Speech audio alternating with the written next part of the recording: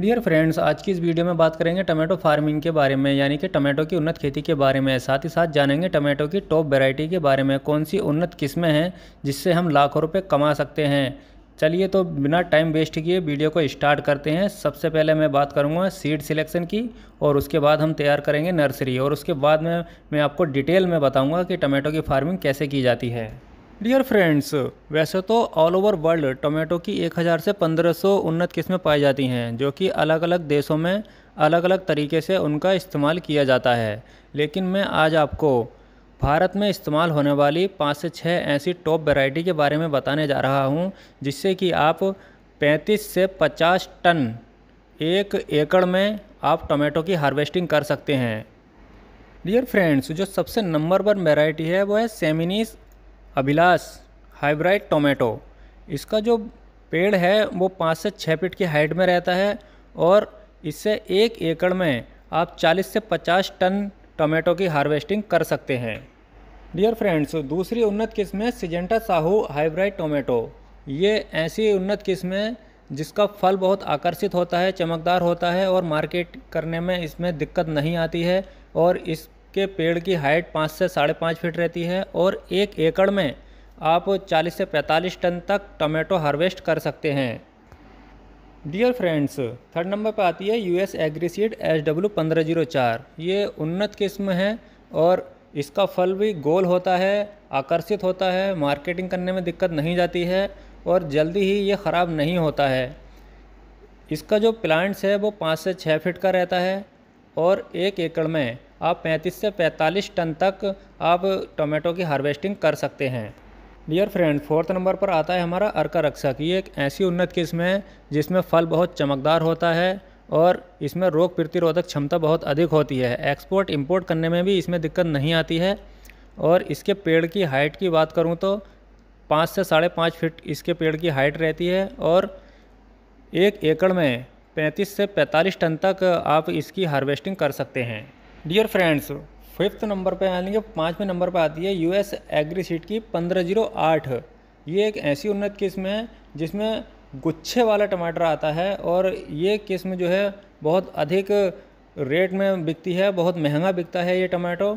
और इसकी जो हाइट रहती है टमाटो की वो 4 से 4.5 फीट की हाइट रहती है, और 1 एकड़ में 50 टन तक आप इस टमाटो की हार्वेस्टिंग कर सकते हैं।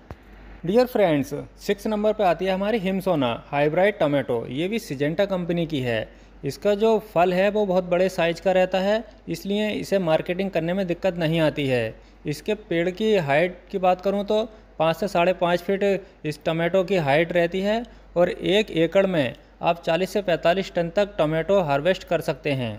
डियर फ्रेंड्स, ये थी हमारी टमाटो की टॉप वैरायटी। 5 से 6 टॉप ऐसी वैरायटी जो हमारे भारत देश में इस्तेमाल की जाती हैं, अलग अलग क्षेत्रों में, अलग अलग स्थानों पर, और बहुत अधिक मात्रा में इनसे टमाटो हार्वेस्ट किया जाता है। अब मैं बात करूंगा टमाटो की नर्सरी के बारे में।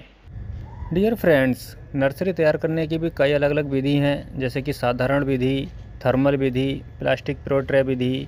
आप जैसे चाहें वैसे अपनी नर्सरी तैयार कर सकते हैं। वैसे तो सबसे जो बेस्ट है वो प्लास्टिक प्रो ट्रे विधि है, इसमें पौधे स्वस्थ रहते हैं। डियर फ्रेंड्स, जब हम नर्सरी तैयार करते हैं तो हमें ऑर्गेनिक खादों की आवश्यकता पड़ती है, जैसे कि वर्मी कंपोस्ट खाद, नारियल की खाद और गोबर की खाद। इन तीनों को एक जगह अच्छे से मिक्स करके प्लास्टिक प्रो ट्रे में फिल कर देते हैं, और उसमें एक एक सीड करके, एक एक बॉक्स में, एक एक खाने में एक एक सीड डाल देते हैं, और उसमें हल्की सिंचाई करके उसे 5 से 10 दिन के लिए बिल्कुल कवर करके ढक के रख देते हैं। डियर फ्रेंड्स, अब हमारी नर्सरी को 5 से 10 दिन बीत चुके हैं, और हमें इसको ओपन करके देखना है कि सारे बीज अच्छे से जमे हैं, या किसी तरह से कोई दिक्कत तो नहीं आई है, किसी तरह के कीट पतंगे ने कोई अटैक तो नहीं कर दिया है। कई तरह की इसमें बीमारियां भी आ जाती हैं, उनसे बचने के लिए हमें स्प्रे की आवश्यकता पड़ती है।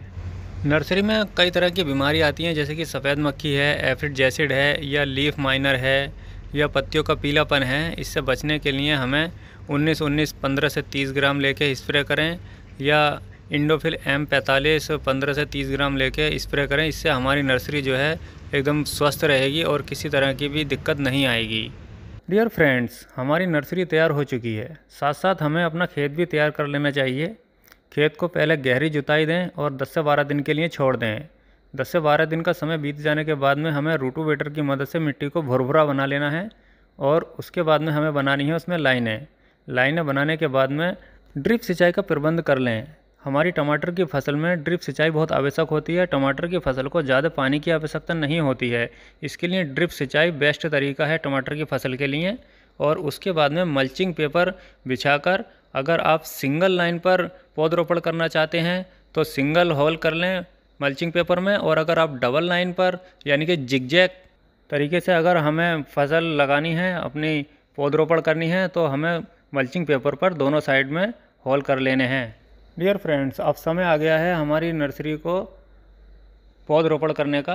तो हमें पौधरोपण बहुत हल्के हाथ से करनी है और बहुत हल्की सिंचाई देनी है। डियर फ्रेंड्स, पौधरोपण के 2 या 3 दिन के बाद में ड्रिंचिंग करना बहुत आवश्यक है। फर्स्ट ड्रिंचिंग में आप 500 ग्राम ह्यूमिक एसिड प्लस M45 लेकर आप ड्रिंचिंग कर सकते हैं। ड्रिंचिंग से क्या होता है कि पौधे की जड़ें बहुत स्ट्रॉन्ग हो जाती हैं, जिससे कि पौधा ज़्यादा हाइट तक जाता है। 5 से 6 फीट तक पौधे की हाइट जा सकती है और इससे फल उत्पादन में वृद्धि होती है।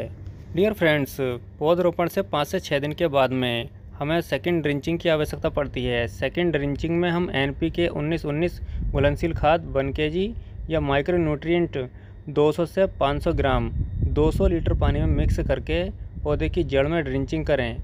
इससे हमारे पौधे की जड़ें स्ट्रॉन्ग होंगी और हमारा पौधा बहुत हेल्थी हो जाएगा।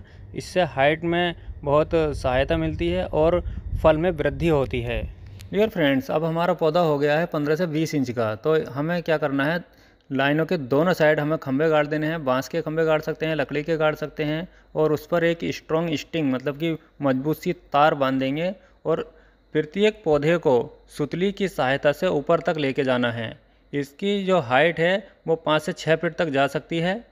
आप 4 फीट से नीचे की हाइट का प्रबंध ना करें, 4 फीट से ऊपर का ही प्रबंध करें। डियर फ्रेंड्स, टमाटर की फसल में पौधे की बंधाई बहुत आवश्यक है। इससे हार्वेस्टिंग में दिक्कत नहीं आती है और पौधे में फंगस नहीं लगता है। अगर आपने डबल लाइन पर यानी कि जिगजैग पौधरोपण किया है तो जिगजैग ही आप इस पौधे की बंधाई करें। लेफ़्ट साइड का जो पौधा है वो राइट साइड में और राइट साइड का जो पौधा है वो लेफ़्ट साइड की स्टिंग से बांधें और इसको ऊपर तक लेकर के जाएं। डियर फ्रेंड्स, अब हमारी फसल फूल की अवस्था में है तो हमें फास्फोरस युक्त खादों का इस्तेमाल करना है। 2 से 3 दिन के अंतराल पर फास्फोरस युक्त खाद इस्तेमाल करने हैं। इससे फूल झड़ेगा नहीं, अधिक मात्रा में आएगा और हार्वेस्टिंग के समय हमारी फसल में वृद्धि हो जाती है। जब हमारा फूल नहीं झड़ेगा तो फल ज़्यादा आएगा और हार्वेस्टिंग के समय में हमें इसका असर देखने को मिलेगा। डियर फ्रेंड्स, हमारी फसल में कुछ बीमारियां आती हैं, कुछ कीट पतंगों का अटैक होता है, जैसे कि लीफ माइनर है, रेड मार्ट्स है, येलो मार्ट्स है, सफ़ेद मक्खी है, अगेती झुलसा है जिसे अर्ली ब्लाइट बोलते हैं, पछेती झुलसा है जिसे लेट ब्लाइट बोलते हैं, थ्रेप्स है, एफिड है, जैसिड है, और फूल झड़ने की समस्या है या पत्ती पीली पड़ने की समस्या है। इससे बचने के लिए हमें स्प्रे शेड्यूल चलाना है। थ्रिप्स, एफिड, जैसिड की रोकथाम के लिए बायर मोमेंटो एनर्जी 15 लीटर पानी में 25 ml की दर से स्प्रे करें, या इनमें से आप कोई भी एक सिलेक्ट कर सकते हैं और अपने फसल पर स्प्रे करें। इससे एफिड जैसिड की समस्या दूर हो जाएगी।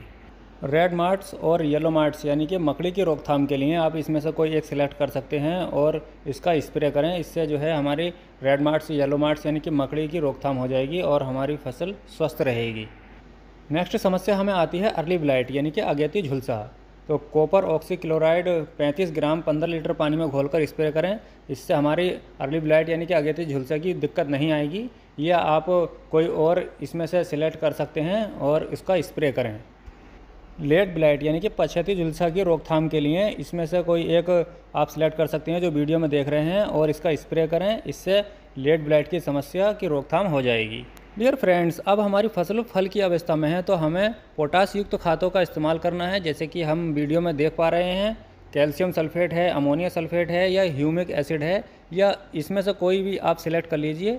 फूल की अवस्था में है तो फास्फोरस युक्त खादों का इस्तेमाल करना है और फल की अवस्था में है तो पोटास युक्त खादों का इस्तेमाल करना है। डियर फ्रेंड्स, हमारी फसल पे अब फल आ गया है तो इसमें फल में जो दिक्कत आती है जैसे कि फल छेदक है, फ्रूट बोरर की रोकथाम के लिए आप सिजेंटा एम्पिलिगो इंसेक्टिसाइड 15 लीटर पानी में 8 ml की दर से आप इसका स्प्रे करें, या वीडियो में जो देख रहे हैं इसमें से कोई भी आप सिलेक्ट कर सकते हैं। उसका स्प्रे करने से फल छेदक की समस्या नहीं आएगी। डियर फ्रेंड्स, नेक्स्ट समस्या हमें आती है टमाटो क्रैकिंग। टमाटो क्रैकिंग की समस्या से बचने के लिए कैल्शियम नाइट्रेट 3 किलोग्राम की दर से ड्रिप से दीजिए प्रति एकड़ 3 किलोग्राम की दर से। इससे जो है फ्रूट क्रैकिंग की समस्या नहीं आएगी और हमारी फसल पर शाइनिंग आएगी, जिससे मार्केट करने में हमें दिक्कत नहीं आएगी। डियर फ्रेंड्स, इस वीडियो में बताई गई जानकारी के मुताबिक अगर आप फसल कर रहे हैं तो आप सभी समस्याओं से बच सकते हैं और टमाटो की हार्वेस्टिंग बहुत अधिक मात्रा में कर सकते हैं। 50 से 60 टन तक आप 1 एकड़ में टमाटो की हार्वेस्टिंग कर सकते हैं। हमारी इस वीडियो में कोई कमी है तो आप कमेंट कर सकते हैं। मैं नेक्स्ट वीडियो बनाकर आपके लिए अपलोड करूँगा और आपकी समस्या का समाधान निकालूंगा। वीडियो को लास्ट तक देखने के लिए धन्यवाद। Thank you.